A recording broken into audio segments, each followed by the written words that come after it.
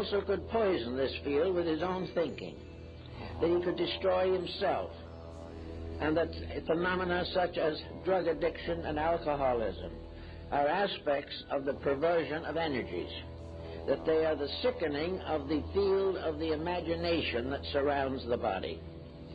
So we have a problem that goes back to the dawn of time as to what is imagination, how does it work, and is there a solid structure there, and how can we direct it, or how does it direct us? All this was part of ceremonial magic, became involved in the Kabbalah, and has more lately taken its place in metaphysical psychology. All of these elements, therefore, must be brought down to some level where we can use them, where we can find out what they're doing to us or what we are doing to them.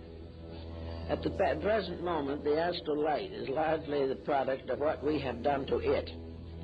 This field is a kind of field of the ghost world. It is the field of the invisible, but in a sense bound to the visible form of life. The Egyptians knew this ghost or phantom world.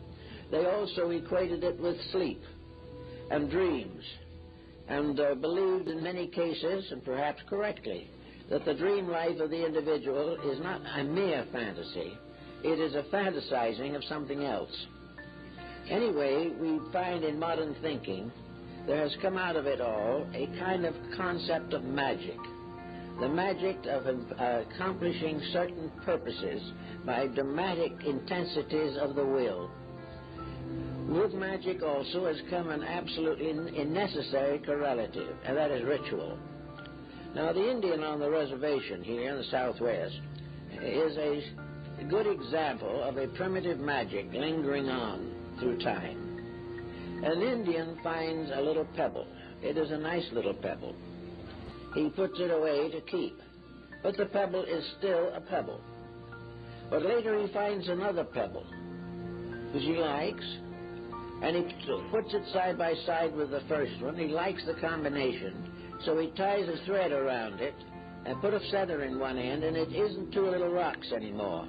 It is now a fetish. Now, a fetish is something that has magic power, a combination of things that is not ordinary. Things in their ordinary states are not fetishes, but when they are put into an extraordinary relationship with themselves or each other, then they gain magical influence. And the two little stones that would have done nothing in their natural state suddenly may have the power of life and death in the mind of the Indian who has created a fetish from them. This is another aspect of the same thing as the so-called ghost and dance and mask rites of ancient peoples. We have an exhibit in the library here now of the sacred masks of the Southwest American Indians. The Indian is perfectly aware of the fact that the mask is made by himself. He is perfectly aware of the fact that when he is wearing it, he is still himself. But when he combines the mask with himself, something happens. While he is wearing this mask, the astral light has stepped into his consciousness. Magic. He is no longer simply a member of the tribe.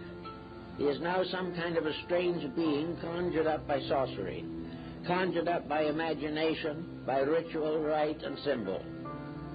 Therefore, the Indian, I've been up to where they put these dances on once a year, and a young Indian, for instance, with a mask, will be approached by his own family, his wife, his mother.